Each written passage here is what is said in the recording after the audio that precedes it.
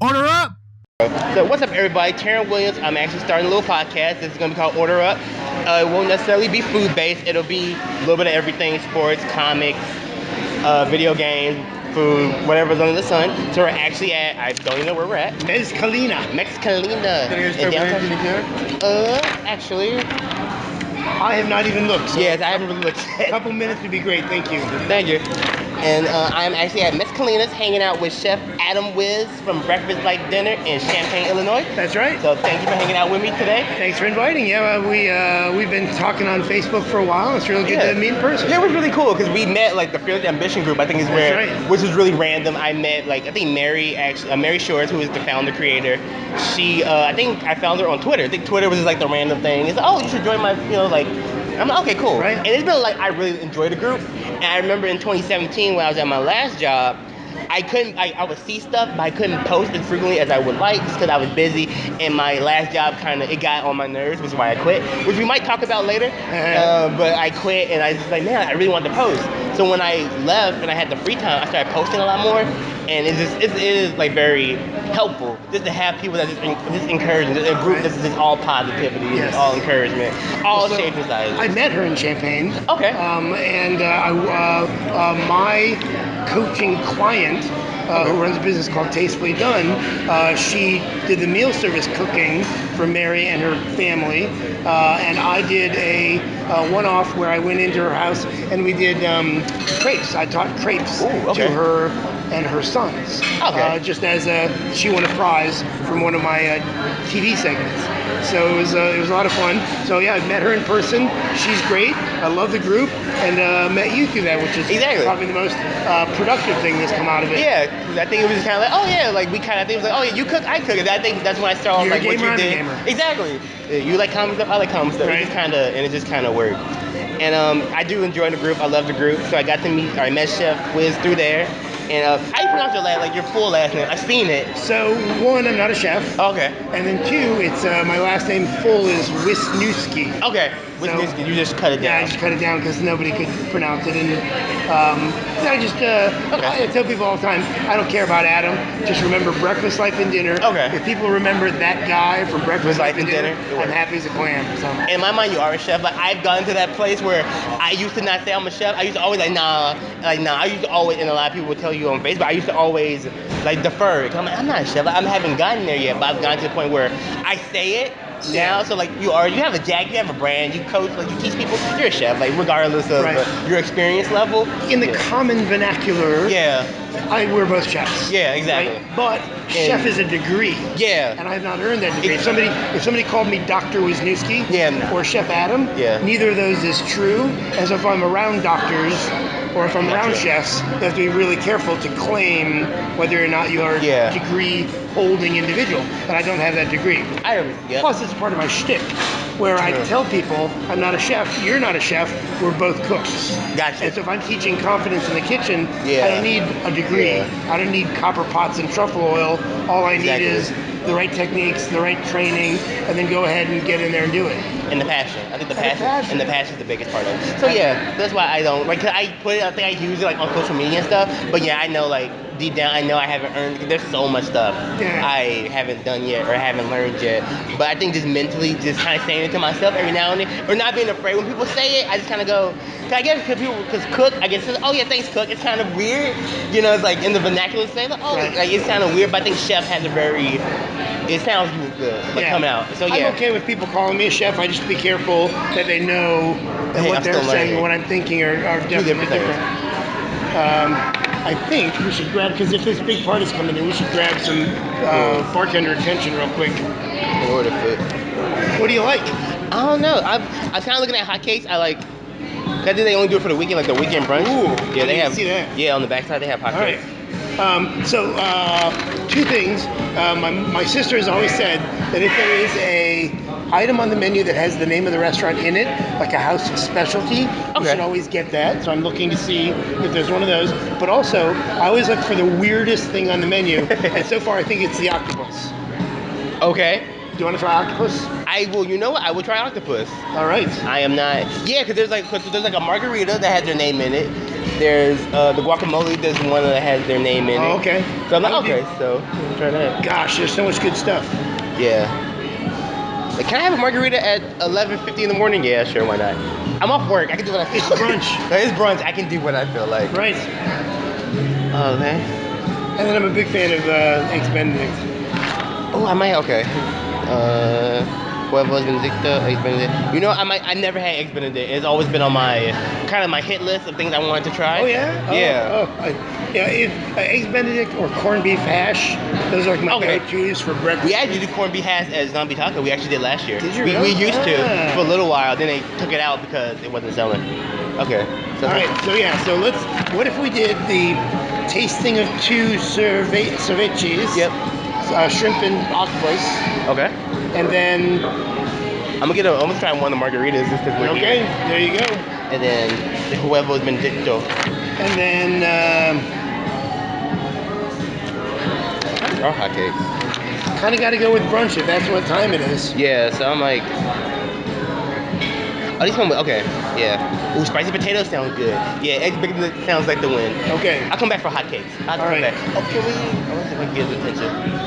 Oh, he's thinking of him.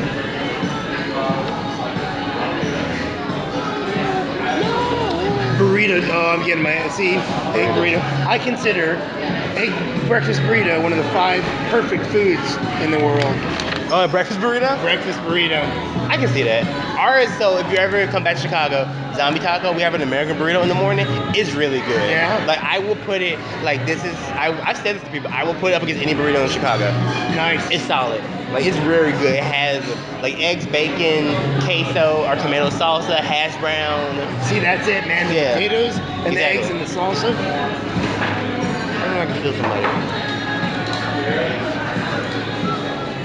I'll see if I can flag him. Yeah, they're a little overwhelmed, aren't they? That's the one thing about restaurants. They're understaffed. Oh, this is the big party right here. I see. See if we can beat them to the punch. That's what we want to do. Well, they're not gonna order right away anyway. So.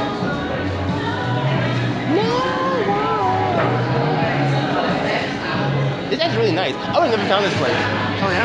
Like where it is, there's no way I would have looked down here. Have you been into this park? Oh, not never like. Oh, this park is beautiful. Yeah, I would have never. Excuse me, we're ready. Yeah, we're ready to order. We'll go. Sure. Okay. Yeah, I just want to get his attention. Yeah, cause where it is down those stairs, I would have never seen it. I would completely miss. Well, how did you know about Eggies? Google. I just kind of looked up diners, like Is that brunch. right? I think I looked up brunch, and I just kind of was going through it. Thank you. We'll get in Thanks. ahead of the big party. Yeah, so we can get it. Can I have a margarita Mezcalina? And then can I have the Huevos Benedicto? And we start off with the ceviche, octopus and shrimp, tasting of 2, and then I will have the egg burrito. All right. And then does that come with the chips? Yes. Yes.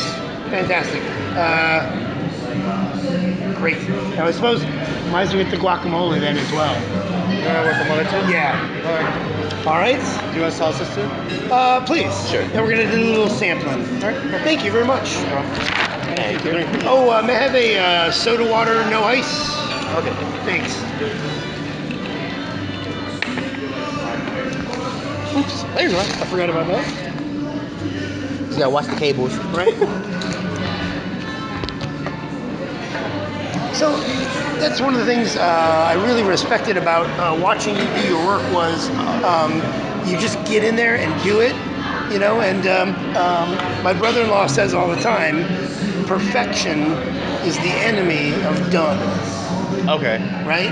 And I have that problem where if I can't do it exactly the way Right. that I want to do it, Yeah. if I can't do it the way I pictured in my head, You won't do it. I won't do it. Makes sense. But and I don't mean this in any disrespectful way, but you know, you get in there and you do it.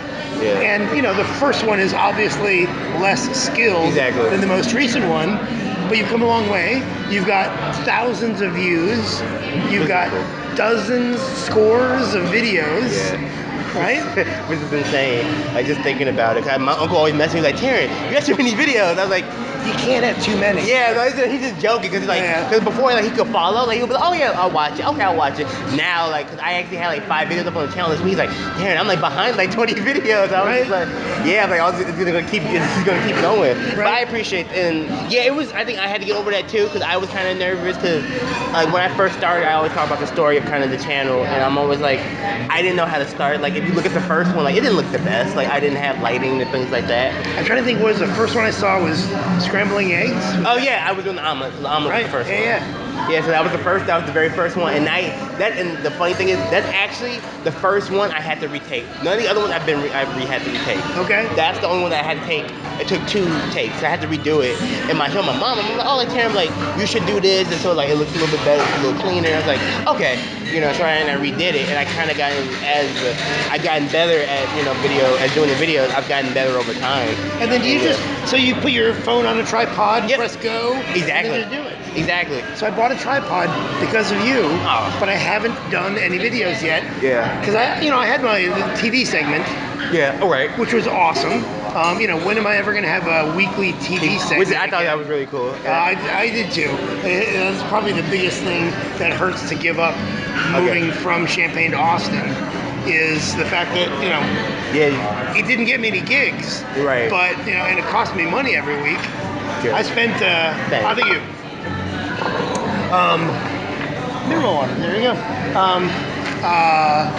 But it helped me with a lot of the skills and a lot of the awareness of, because I watch other people on TV now who are not, on the food channel, but just on the morning show or whatever, and I can see that they aren't aware of where the camera is, and they aren't aware of how their hands look, and they aren't aware of, if I prep these 5 things, we can do this real quick, So I have a lot of knowledge now from that. Yeah, the thing that I think, and the one thing that it's always fun, like when I get going, like setting up my lights and stuff can be like setting up the lights and the tripod can be tiring. Because like when I get going, it's like it's full steam ahead, and it's really like, it's usually like the initial waking up early, I gotta set this up, I have to prep, like whatever I have to prep. Right. And it's just like, I'm so tired. But usually as I get going, as I cut some stuff, I start cooking, I kind of get into a rhythm of the video and I feel it.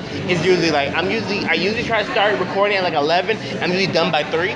And because like my mom needs the kitchen, like because she always, it's so funny. Like she's gotten to the point where she'll ask me if I'm cooking. Right. So it's really funny. Like before it's kind of like, you're cooking now. Like it was always kind of like us butting heads. But now she'll ask. She has an idea of when I'm cooking, and she sees like a bag of groceries in the refrigerator. She'll like, okay, what are you cooking? Like what are you cooking? When are you cooking? What time? And it's fun. And they're like my mom, my grandma, my uncle. They're like my food testers. So I try to make enough for them. Right. And they enjoy it. Like when I think one of my favorite episodes skill-wise was the stuffed French toast, the caramel apple stuffed French toast. Yes. That was, I think for me personally, that was such a cool video because it wasn't like a lot more skill. I had to do the caramel sauce, and because usually sometimes I would skip showing how I make the sauce, and I would do a separate video on my other show. So I did, and I would explain it. But like, for this one, I just would do the whole thing. So I did all of it, and it turned out really good. They loved it. I absolutely loved it. I finally got to use like the apple flavor I bought last year. So it was a lot of fun, and that I think for me, and then just the presentation, like it's one of the best plates I think I've done. I agree with the visual on that one. Like the visual was really good, and I was really happy about it. I was like, that, and it just shows, like, if I showed you a bunch of pictures from where I was, like, I would go, like, show some of my college pictures from, like, when I just, just take my camera, take a picture, and just kind of go about it. But that one, I think building it up was really nice, and I really enjoyed it. That was, yes, I agree. And it's I like teaching people in person because I can share with them all the senses of the food. Okay. And it's kind of hard to, because when I have a caramel apple stuffed French toast, I want them to try it. Yeah. That's going to be good, right? My grandma, like, I cut it up. I think it was so funny. I cut it up in the piece so everybody could try stuff, and my grandma was like, I need a bigger piece. Like, it was hilarious. I was like, okay, grandma, like, you get it, but like, you want another piece, and I had like another one for them. Apparently I'm not getting much service, but yeah, I was going to look up your caramel apple there. That's, I've enjoyed teaching on TV, and I've gotten from that over 100 different little recipe cards. Okay. So now I can go back and all the ones that I don't have the professional video on, I go back and I can do it again. So I kind of have a checklist. And I don't know if you saw, I did this partnership with a professional photographer where she took some pictures of my most popular meal service recipes. So she's got the roast rosemary chicken, and she's got the lasagna, and she's got the stir fry.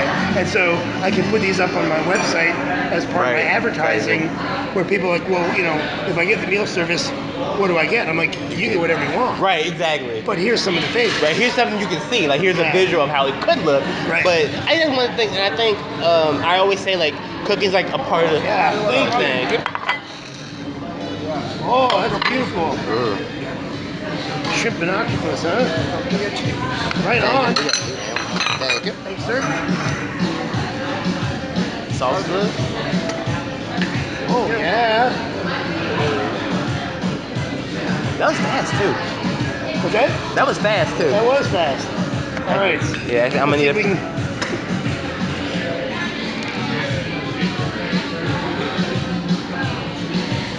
Right on. That's beautiful. Thank you. Let's see if I can get a picture really quickly. Cause people are like, you always take pictures of your food. Yes, we do. Everybody does. Yes, everybody does. It's a thing. That. It's a real thing. I can't help it. It's what we do. It's food. Food is life. It's for me, it's literally part of my job. Yeah. If I'm trying to teach people about food, oh, that looks good. Okay, cool.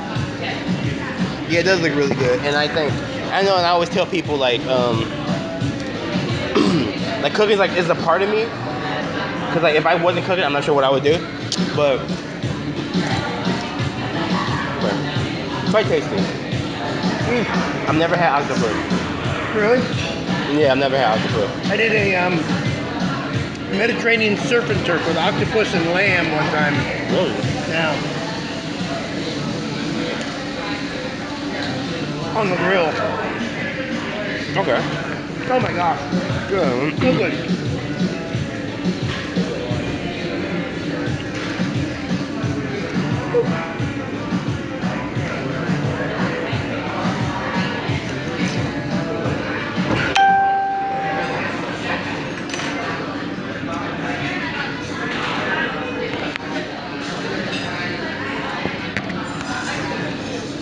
I can eat guacamole all day long. Yeah. One of my F&B managers, she's like a guacamole monster. Like, she just eats it. It's really good. It grew on me because at first I didn't like it. Like when I was like in high school. Guacamole? Yeah, I was like it's green. I don't want that. But like my best friend, he loves guacamole. Like and he because he actually had a culinary class when he was in school, so he made it there and like yeah. But I think when I started eating Chipotle, I started eating guacamole. I would not have eaten it as a kid or as a young man. And I had my first avocado when I got to California. I was at a garden party, and then guy says, "Oh, you never had avocado? Takes one right off the grill, little salt, little lime, hands it to me as this spoon, and just eat it right off the grill." Oh my gosh, life changing. So good.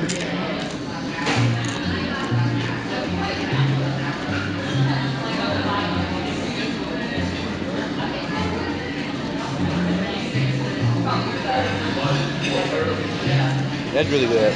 It is really good. My whole family would stab you in the back for a plate of shrimp. So that's good too. My mom's actually allergic to shellfish, so I don't have that problem. Uh-oh. So I can eat all the shrimp in the world I want. But I always have to, like when I did the coconut shrimp tacos, I had to make sure I like deep cleaned everything. So just in case. It's a pretty serious allergy. Mm-hmm.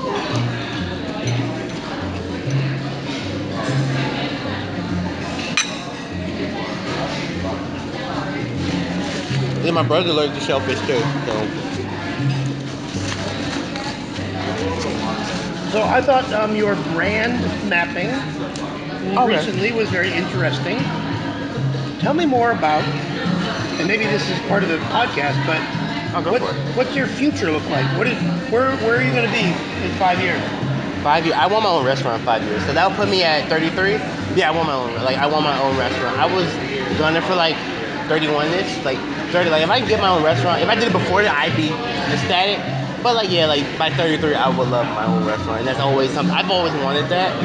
And I was just kind of always, and the brand map was just me like kind of thinking, because I guess just kind of you have to think ahead sometimes to really you can't be stuck in like what you're doing right now. You have to think of where you're planning for.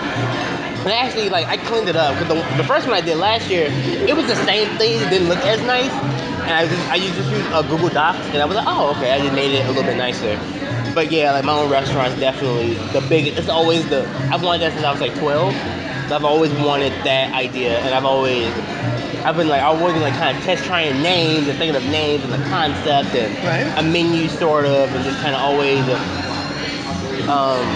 working on that. Like behind, like I might not talk about it a whole lot, but it's always something I'm thinking about and I'm working on. That's interesting. Having worked in restaurants for 17 years, out of the years that I've been working, people ask me all the time, when am I going to open a restaurant? And I say, never. Too much work, too much stress, too much failure, too much where I can't control the times when I work. Exactly. So I like being an independent, mobile chef because I get to, somebody says to me, hey, can you come do a class on Thursday night? If I want to watch TV that night, no, I can't do a class that night. Because I'm watching TV. I'm not going to tell you that, but... At this point, I would not be turning down gigs, but I get to make the decisions instead of having, 75 covers every night, between 6 and 9, or the business goes under, Exactly.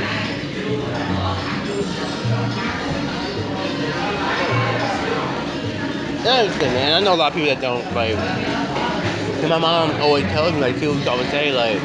I guess, like, when I was younger, she always thought I was caught up in the glamour of being the chef, like, your restaurant and food covers and pictures and this and that. And maybe I was a little bit, but I think I always wanted my own. And the more I work in the restaurant, the more I see how they're run, the more I'm like, I could do this better, or I have a different idea of this, or this could be better here. And I think that's the cool thing about the brand and YouTube channel is I control all of that. Like, it's all me. Like, you can't tell me why. I can't tell, like, the only person that can say I can't do something is me.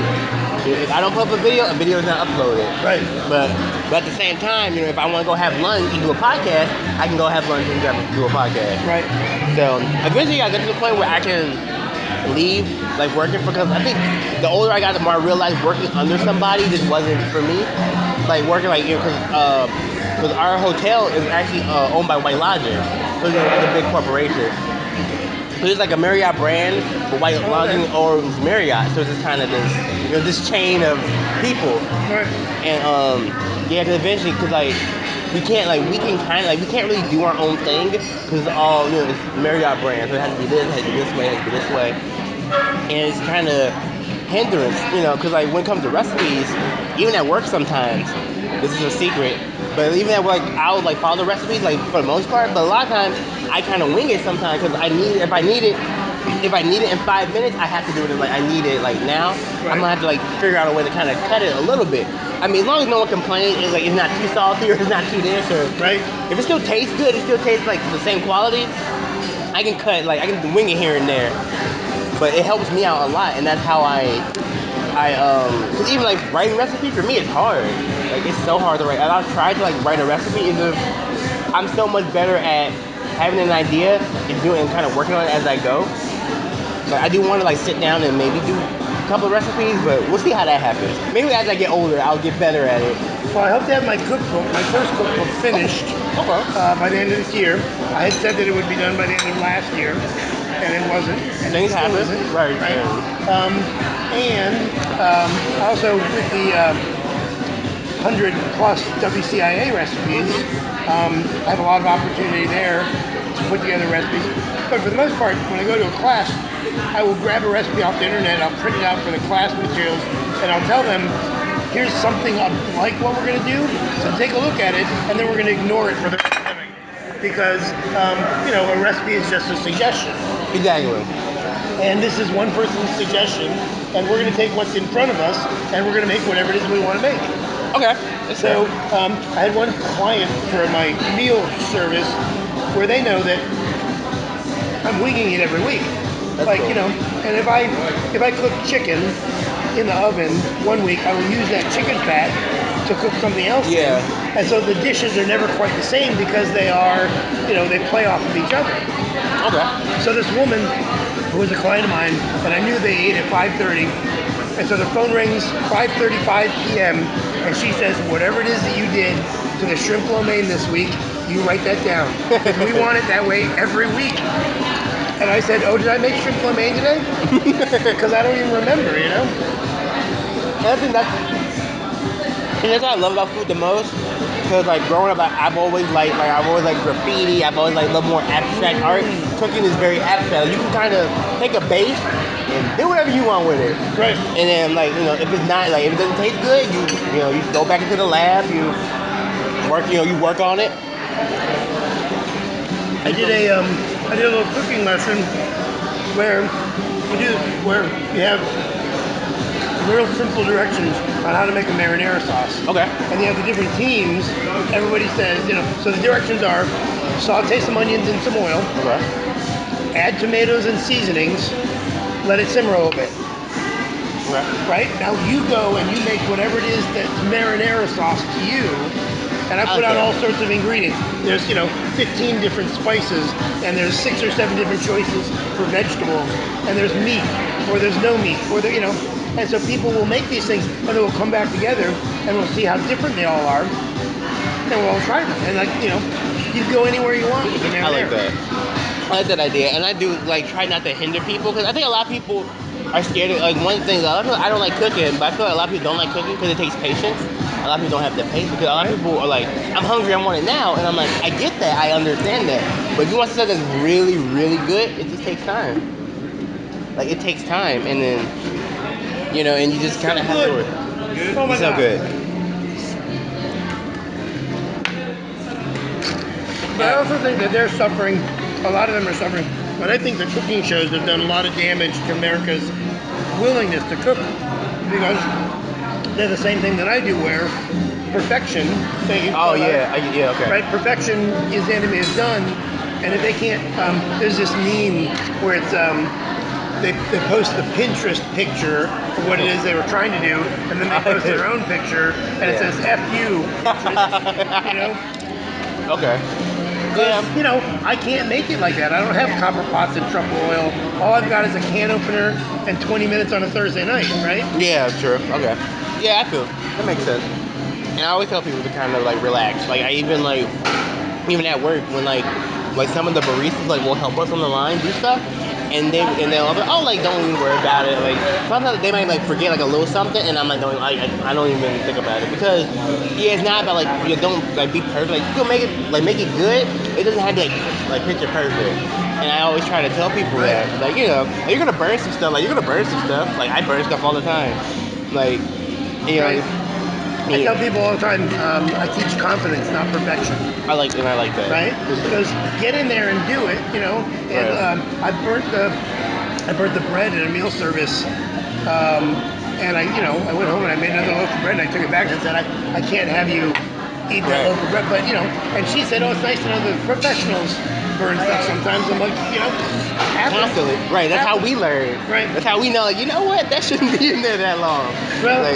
Well, and different ovens, different days. Exactly. Who can say? Exactly. It just happens.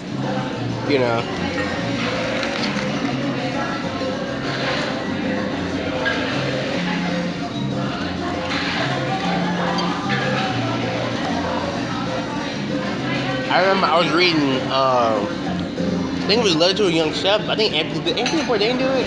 I think he might do it, or someone else might have done it. And I think one of the cool questions that they ask is like, most chefs or like most cooks, they have this like connection to food in like an early. Maybe you worked in your parents' restaurant, maybe you worked in like a grocery store for your parents, like something like that. I remember for the longest time, I was like, I was like, oh, like, I don't think I had that. But I realized as I got older, I used to help my grandparents grow in our backyard. Like, we had like cucumbers, tomatoes, green tomatoes in the backyard, and greens and everything. I used to always help them pick like pick greens and pick peas and take out the tomatoes. So I've always had smell of the tomato plants. And I've always had this connection to food. I never like thought about it. And I was like, this is like, so it's always been like, a lot deeper than just I want a restaurant. I've had this connection for a very, very long time. Right. And so I think that's also part of my, because like I remember like in 7th grade, I was like, you know, I want to be a chef. I thought it was just kind of like random, but it was like, it's been like embedded in me for a very long time. It just came out, and now I'm realizing, oh, I kind of wanted to do this my whole life. Because like if I don't cook for long periods of time, I get nauseous. Like it's like I go through withdrawal. It's the weirdest thing. But in college, like I remember, because my dorm didn't have a kitchen, but we had one, but like, it was like upstairs and stuff. So if I didn't like, I could boil a hot dog. I would be fine. Like, but it's just weird. Like I would get sick. I'm like, I need to cook something. I don't care what it is. It could be toast. It could be the simplest thing, but I have to do that. Right. And it's like so. But now since I work in a restaurant, I do it every single day, and then I do the YouTube channel. So it's I don't have that problem anymore. But it's so weird going through, and I never understood why. And then I kind of thought about like it's because you I was just disconnected to food. It's this big part of who I am, and so That's cool. this is right. It's really cool when you think about it. My mom, a single mom, 3 kids, and she said when I was 8, my sister was 11. She said, I can't do it all. You guys got to get in there and do the cleaning and the cooking. Okay. So, you know, that's what we did is Okay. we, you know, had to take partnership in what we were doing around the house. And so I joked that I was probably the only 9-year-old who knew where the sales on bacon were, you know, because we were doing the shopping. Right. And we didn't have much money. So, but I've literally been cooking for my entire life. That's cool. And I realized by the time I was in middle school, I was inviting people over to teach them. Like I would have cookie parties. Where they'd come over and I would show them how to make cookies. And then by the time I was in college, I was doing 7-course meals for people. And just, you know, excited about it. Rolling out noodles. The roommates would come home and there's nowhere to sit. Because there's noodles drying everywhere, you know? They're like, Adam? You're like, oh, I'm sorry, I gotta run. I got caught up.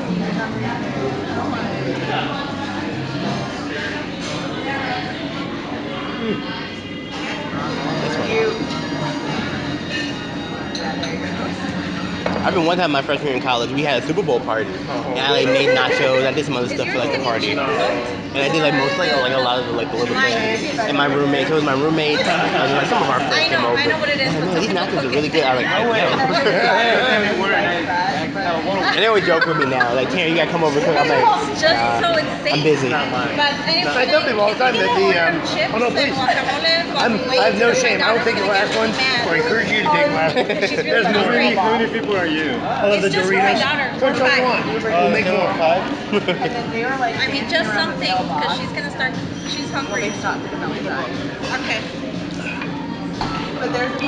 We snuck in just the right point, man. Yeah, there was nobody in Right there. on. Boom. So I tell people that all the time. I just had this conversation where somebody was telling me about Franklin's in Austin, Okay. where it's a famous barbecue place. Yeah. You get in line, you wait 2 hours, and hope there's some food left when you get to the front of the line. Wow. And I'm like, that's the stupidest thing I've ever heard That's in my the life. dumbest thing. That's exactly the opposite of going out to lunch. I mean, if you go out to lunch and you're trying to eat somewhere around dinner time and there's no food, you didn't go out to lunch. You went out for the essence of lunch. That's crazy. Yeah, there's some other places like that, like here. Yeah, like, oh yeah, when we're out, we're out. What? Right, right. So there used to be a place when I lived in Chicago in the mid-90s. There was a place called Toast. Okay. And they were open, I believe, just on Saturdays and Sundays. It was a dinner restaurant, but the Toast would open up Saturday and Sunday brunch times. Okay. And again, it was 2-hour waits. So you'd go and you'd get the Tribune, the Sunday Tribune, and you'd sit and read the paper for 2 hours, and you'd finally get in there, and you'd get the most amazing ricotta and strawberry jam stuffed French toast with the best Bloody Berries you've ever had in your entire life. So I'm like, all right, you know, brunch, nobody cares. If you end up eating brunch by lunchtime, Yeah, you're fine. all right. So, but generally I just developed the attitude that I'm not gonna wait. No. Screw that. You shouldn't have like like I think for certain things, maybe like a 2-hour wait. And, I don't know. oh yeah, I'm not. I'll go see a movie and come back and see if my table's ready, but I'm not gonna stand in line for 2 hours. Yeah, that's true. Yeah, and that's why I try to plan stuff out. Like that's why I always try to plan. Yeah, like. Because usually I always laugh because like me and my brother, like he likes going to like he'll go to a restaurant Friday 7 o'clock at night. I'm like, bro, whatever. But he went to Oshaval with his fiance. Okay. And they had to wait 2 hours for their burger. And it was like really good. And me and my mom it was so funny. We were just like, peak times. Like, I avoid peak times as much as possible. Like I try to. Like if I'm off on like a Wednesday, I'll go to a spot on a Wednesday at like 12 o'clock. Or maybe like 2, you know, when I know it's not busy. Or if it's rainy, same thing. Do you, while I get my phone out, do you have my app yet? Oh, have you looked at that? Oh yeah. Yeah? Oh yeah, I got it. All right on. Yeah. Thanks, man. I have it. Because I was trying to see what today was, if we had to go to anybody specific for today, but I don't remember that there were any real good days today. I remember for my birthday, I forget what it was. It was something weird. I wanted to do something. Oh, maybe I'll see like what it was on my birthday. Maybe I'll do something for my. I'm like, no, I'm not doing that. I forgot what it was. It was like absinthe tea. It's like a green drink. I can't remember what it was. It was like National like Absinthe Day or something. I'm like, I don't even. Or maybe that might have been it. It's like a liquid. Is it green and a liquid? Yeah. It might have been that. Okay. I was like, nope, not doing it. It was so funny because I was like, why couldn't I get a good day? I'm not getting a connection. Like, why couldn't I get like, you know, just bread day? Right. I would like, that's fine. I don't even remember what mine is. It was so fun. I've also wanted to poach an egg too. It's something I wanted to try. I got a couple of good tricks for that. I do love a poached egg. My grandmother had egg cups. Okay. Where you do soft-boiled eggs, and then you tap around the shell. You take the top of the shell off, and then you eat the soft-boiled egg out of the shell in the egg cup. Okay. With toast points. Oh my gosh! So and she's not a fancy woman by any stretch, but oh, those are so good. But Grandma, you were fancy today. Yeah. And they were beautiful from the old country, you know, that sort of thing. Canadian bacon more. Like I really enjoy it, but I don't eat Canadian bacon enough. I love it. I made pork tenderloin egg breakfast sandwiches today for breakfast. It sounds amazing. That was pretty good. With not adobe, with an ancho chili rub on the pork tenderloin. It was crazy. You work in restaurants, you have other, like you feel their pain, like you understand it, and you're not like, some people will put, well, what's it like? It could be a little more higher, but Yeah, a little bit. But this is delicious. Yeah, this is really good. Sunny side up eggs and having the yolk, like just do that. Mm-hmm. I appreciate it. As you know, when you're younger, like that's nasty. I don't want that. But as I got older, I was like, no, that's so good. Like I would do like a breakfast bowl every now and then, like you know, ham, rice, potatoes, and I put sunny side up egg. I make sure that happens. So that has to happen. Put an egg on it, you're done. That makes anything breakfast. That's one of my next cookbooks. So the first one is going to be a community cookbook. Where there are a lot of different people giving, like each section, like the baking is going to be done by one person, and the dinners are going to be done by another, and the healthy cooking done by another, because everybody's got a voice. Mm-hmm. And then my second one, I think, is going to be breakfasts around the world, because there are so many different interesting ways to start the day. This is the perfect one right there. Jeff and God, there's not enough Robbie and I would be strong enough to get on that. If I was there, I think you'll get this strong. I know, Robin's like panic. She's like, let's go. He's like, oh my God. I love you. Yeah, you guys are me. You guys are me.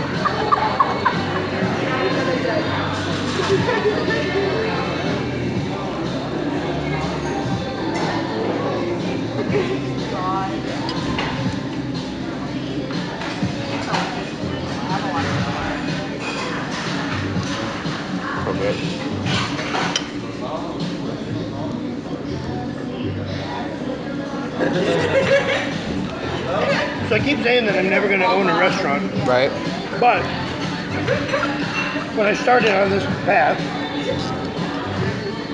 I started breaking things down into what it is that I wanted to do.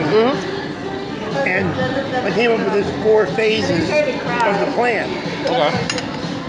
And phase 1 was to learn the business in a small town, Champaign. Right. And then phase 2 is to take it to a larger market and win there. And then phase 3 is travel and write. And phase 4 is retire with a little cheese shop on the bank of the Thames. Okay. So it's not really a restaurant, but I would serve little sandwiches during the day, make some soups, you know. Oh, pardon me. I really, I would love to be serving food, just in a very casual, small way. Okay. Yeah. Not, you know, this would be too much.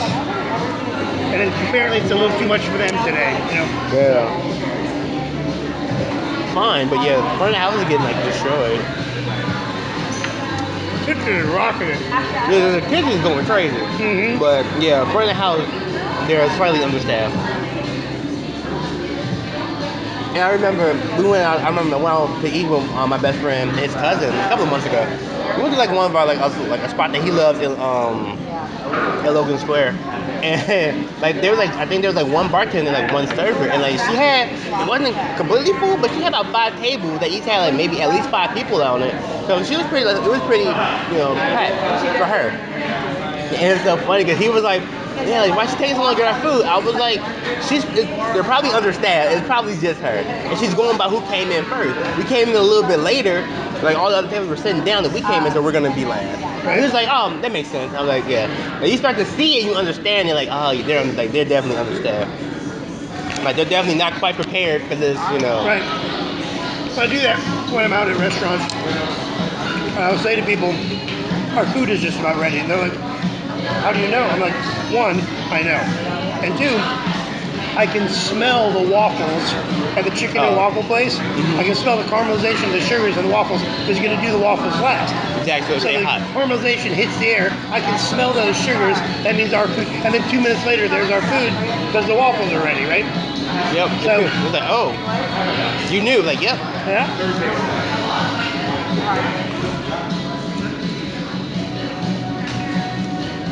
Are you ready?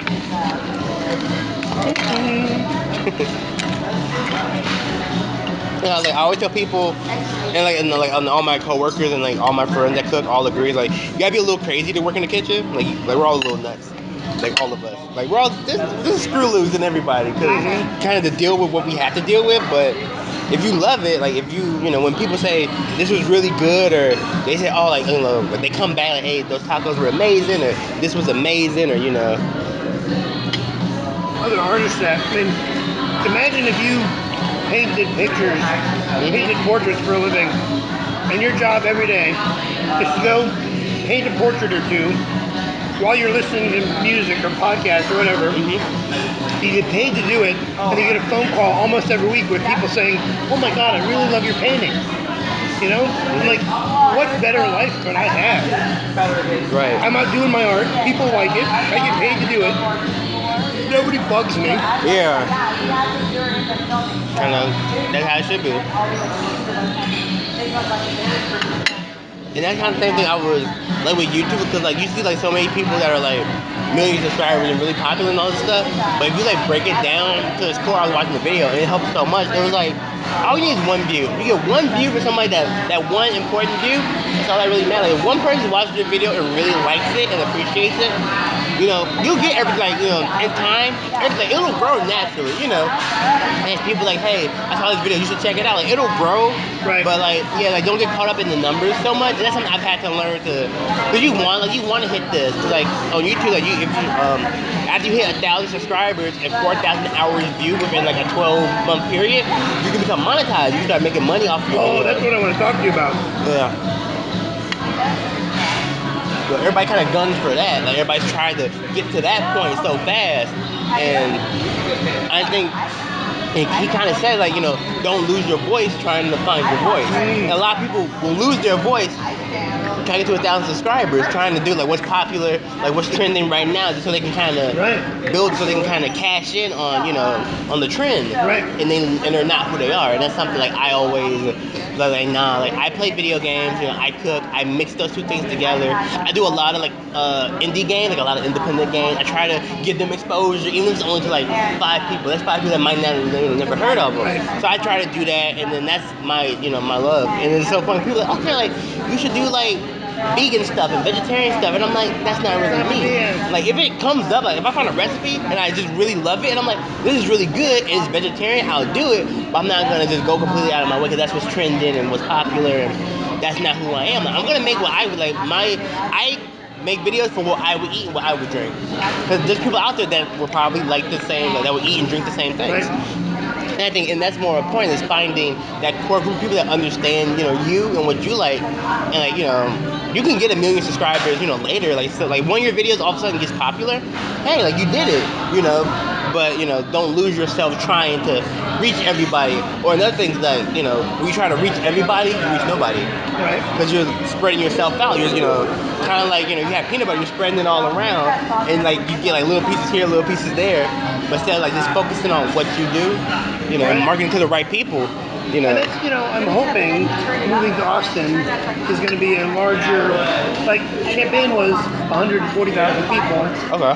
Austin is 2 million people, right? So if my people are there, they'll find you. I'll find them. Yeah, they'll kind of, right, you start kind of finding each other. And I think the same thing about the app. The app has a lot of potential to make money in marketing and stuff. Yep. And I started reaching out to different marketing companies, but it's going to be years before that turns up. But, you know, I figured I'd get started with a basic version. Yeah, just add. Yeah. And then, you know, over the years, I will try to develop it into more of the marketing platform that I dream of. But I feel like, well, I mean, I know, I read that half of the apps in the Apple App Store never get downloaded even once. Yeah. And I got like 500 downloads. Right, so. In less than a year. So that's something. Right. Okay, I'm doing all right. Right, you know. And I think, right, it's always like babies, like, you know, just having all the baby stuff, like all of them. Like hitting 6,000 views on YouTube channel. That's not massive, like big number, but for me it is, because I remember a couple of years ago where I couldn't do it consistently, and I would do one video, like I remember the menu, because I was only doing the menu, right? I would have, like episode 1 came out in November, episode 2 didn't come out until like March. It was like a 2-month gap, and it wasn't consistent, so no one really, because you know, it's kind of, you have to have that consistency so people know, and that's why like now, like every Monday there's a video, no matter what. I put like, a lot of, I remember like I'm in another Facebook group called Small YouTubers. It's like small YouTubers groups, and they kind of like help each other, talk to people. It's a lot of people that just like post their videos and try to do that and whatever. But there are some really good tips. And one thing I try to tell, I was like, you know, if you give yourself a day, say, you know, every Tuesday I'm gonna post a video. And some people are like, oh no, like, I don't like that, it's kind of stressful. If you want this to be serious, you do it like you set yourself a deadline. Right. That's your goal, and you hit that. You try to hit that goal every single week. So do you have any sort of business accountability groups or partners, or I don't. So Wednesday evenings right now, I have we had like 4 or 5 people in the group, and now it's down to me and one guy. We have a Wednesday night phone call where we just basically catch each other up on what we're doing with our business. Okay. Each week. So if you were interested, okay.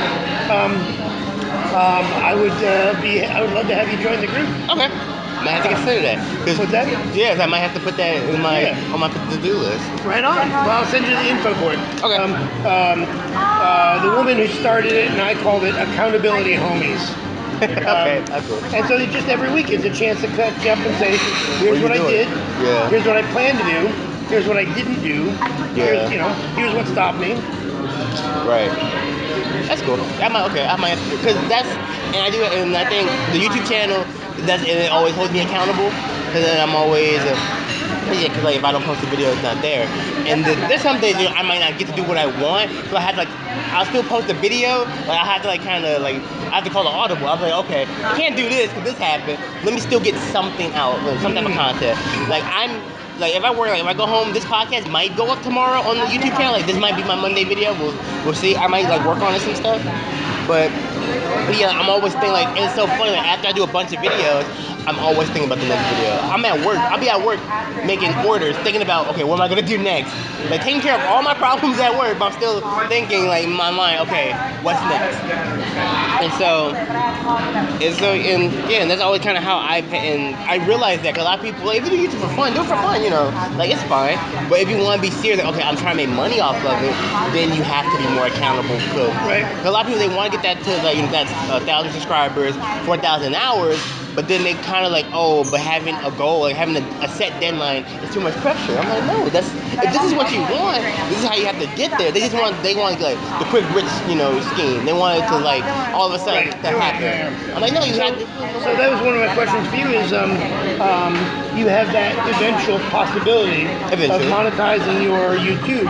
And I saw that you said that you'd contacted somebody about doing product placement or product. Yeah, I talked to what is it called now?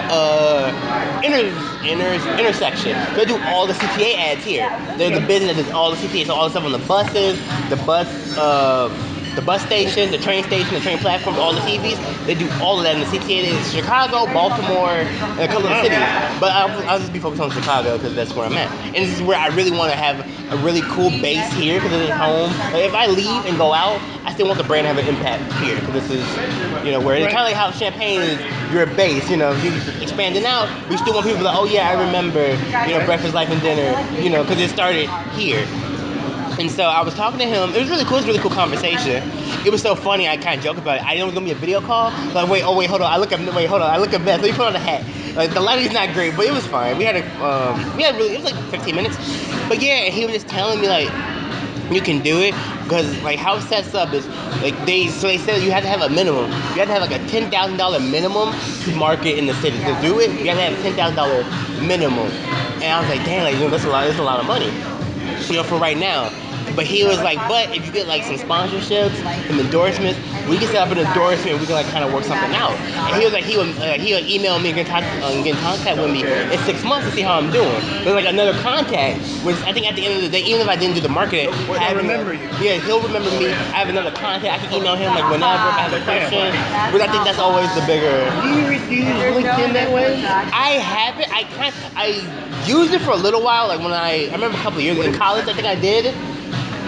And I kind of didn't use it as much. I might try to get back into it. Like I redid my platform, like I redid my profile, because it was kind of like whatever. But I need to like redo it and kind of shape it a little bit, and then I'll probably try to use it a little bit more as more of a networking. Hey, I'm doing this.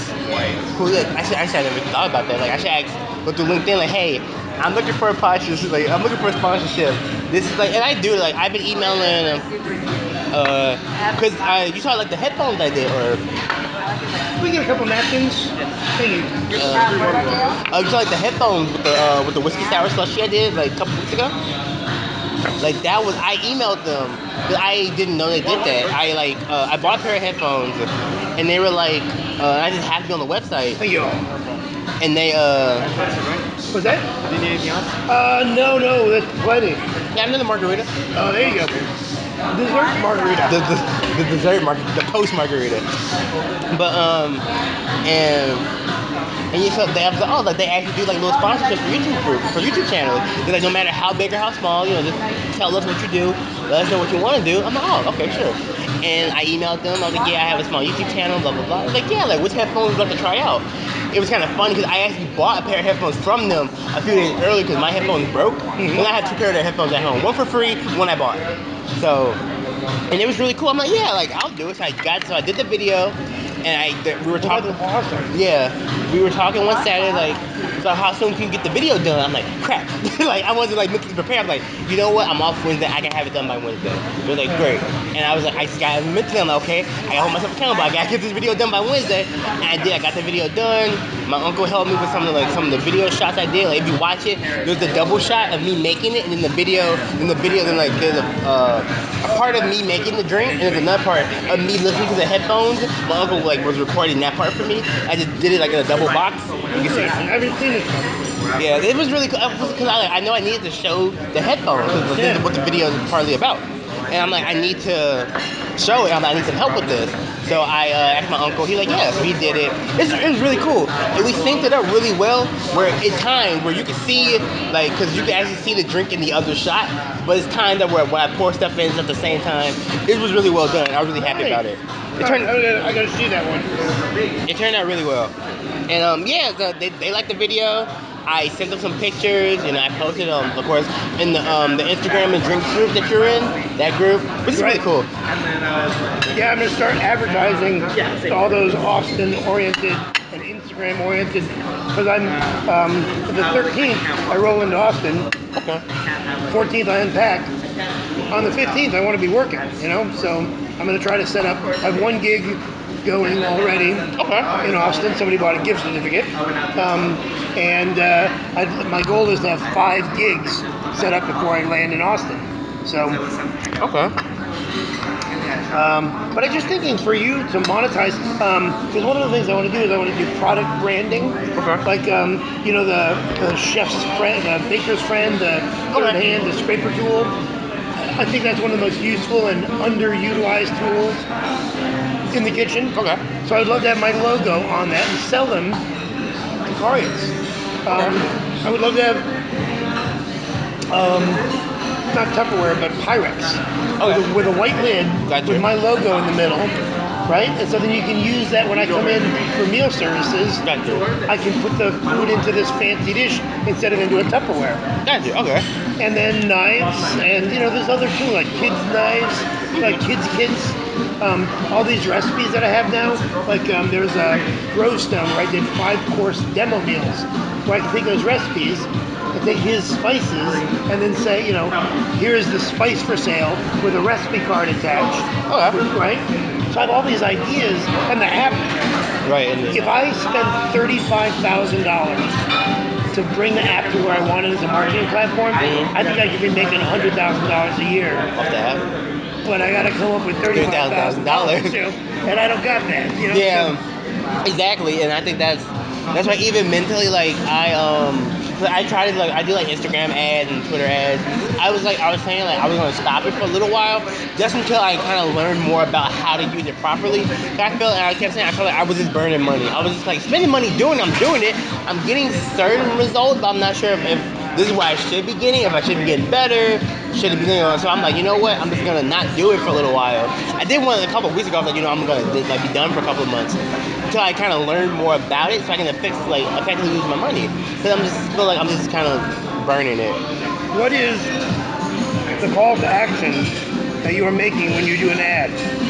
Is it come watch my videos? Yeah, it's weird because like Facebook doesn't have that one. It's like learn more. It's like shopping. Yeah, it's like poor. It's like shopping.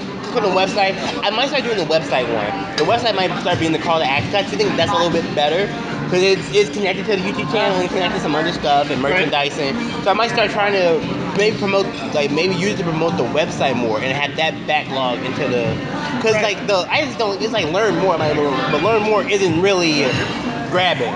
Because your return on investment when you spend the money on an ad, even if you're saying go to the website or go to the YouTube channel, there's no money in it for you. Exactly.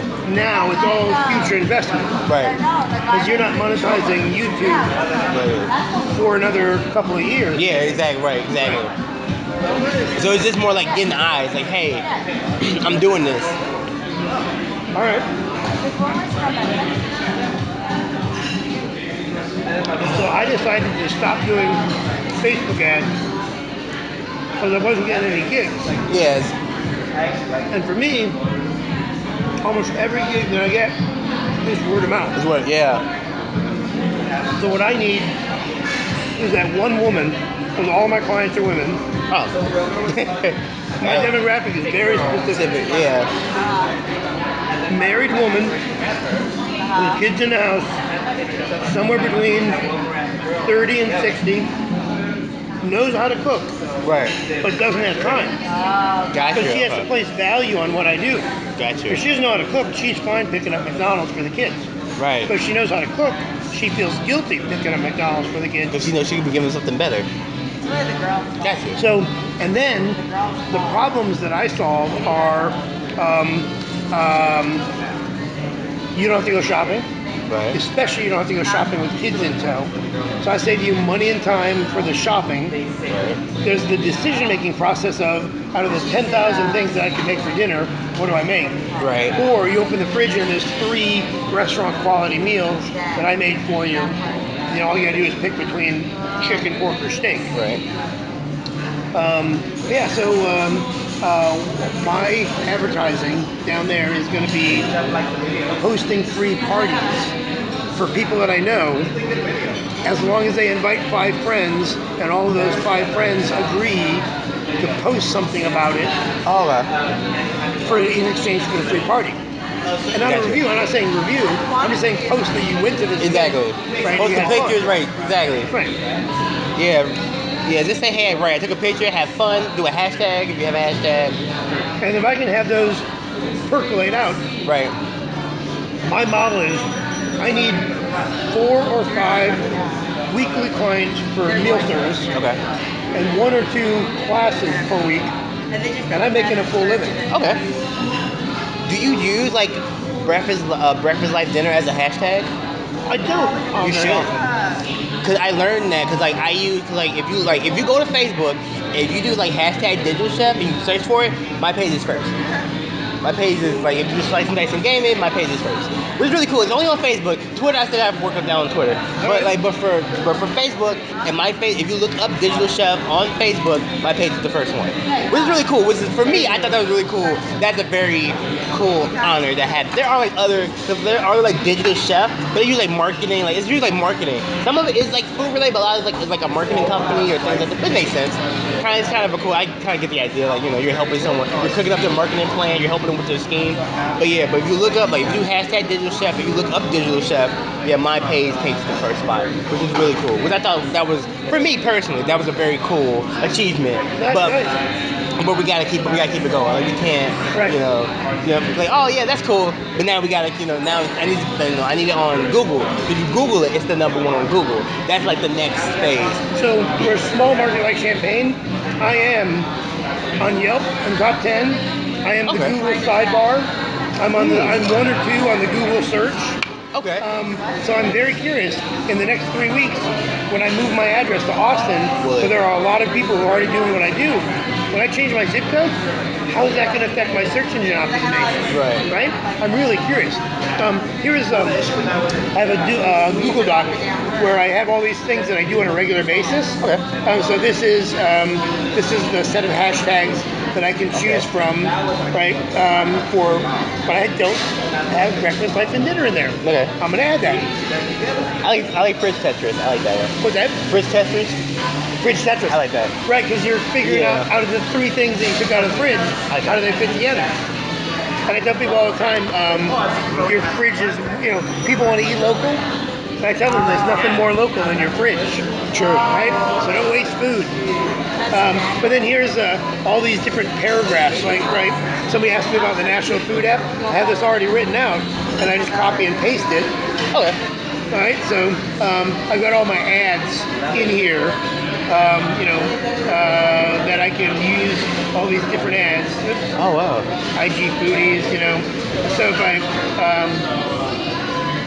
here's all my competitors in the calendaring world. Okay. Right? You gotta know the competition. Right? Yeah, so I will add breakfast, lunch, and dinner as one of the hashtags in there. Okay. But I do, with IG, I'm pretty good about hashtagging the app.